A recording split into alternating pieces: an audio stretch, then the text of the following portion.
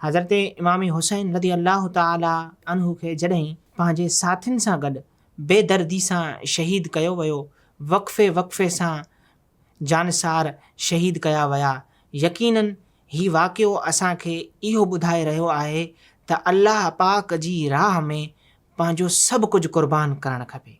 जॾहिं वक़्तु अचे त अल्लाह ताला जी राह में माल जान सभु कुझु अल्लाह पाक जी राह में क़ुर्बान कयो वञे।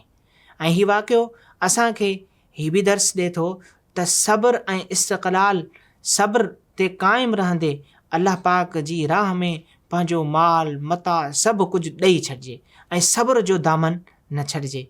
ऐं हीउ वाक़ियो असांखे हीउ बि दर्स ॾेई रहियो आहे त जॾहिं तव्हां हक़ ते हुजो, उन हक़ ते क़ाइमु रहो ऐं हक़ जो साथ ॾियो, बातिल ॾांहुं राग़िब न थियो, बातिल जी ताईद न कयो।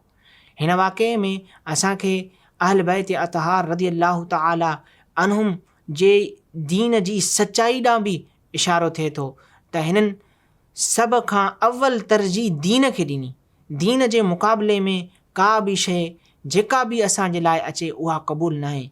यकीनन इमाम हुसैन रज़ी अल्लाह ताला अन्हु खे मुख़्तलिफ़ पेशकशां बि कयूं वयूं, लेकिन पाण क़बूल न फ़रमायूं, छो त अगरि इमाम हुसैन रज़ी अल्लाह ताला अन्हु अगरि क़बूल कनि हा त अॼु असां उन तरीक़े सां इमाम हुसैन जो ज़िक्र न कयूं हा, बल्कि अगरि चयो वञे त दीन इस्लाम जे सुतून खे मुनहदिम कयो वञे हा। लेकिन अल्लाह जा ही सचा बाना हुया, यकीनन ही दीन ते अहिड़ा पुख़्ता ऐं मज़बूत हुया ऐं रसूलुल्लाह सल्लल्लाहु अलैहि वसल्लम जन जो हिननि ते फैज़ान हुयो जो पाण पंहिंजी जान त क़ुर्बान करे छॾियाऊं, लेकिन रसूलुल्लाह सल्लल्लाहु अलैहि वसल्लम जे दीन ते कोई कंप्रोमाइज़ न कयो।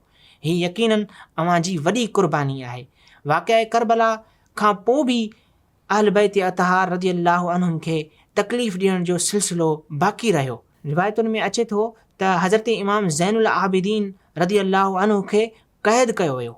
जॾहिं पाण क़ैद में हुआ त उन वक़्तु इमाम ज़ुहरी रज़ी अल्लाह ताला अन्हु पाण वटि हाज़िर थिया ऐं अर्ज़ु कयऊं, काश कि मां अव्हां जी जॻह ते हुजां हा, मूंखां ही तकलीफ़ूं ॾिसी करे बर्दाश्त नथो थिए।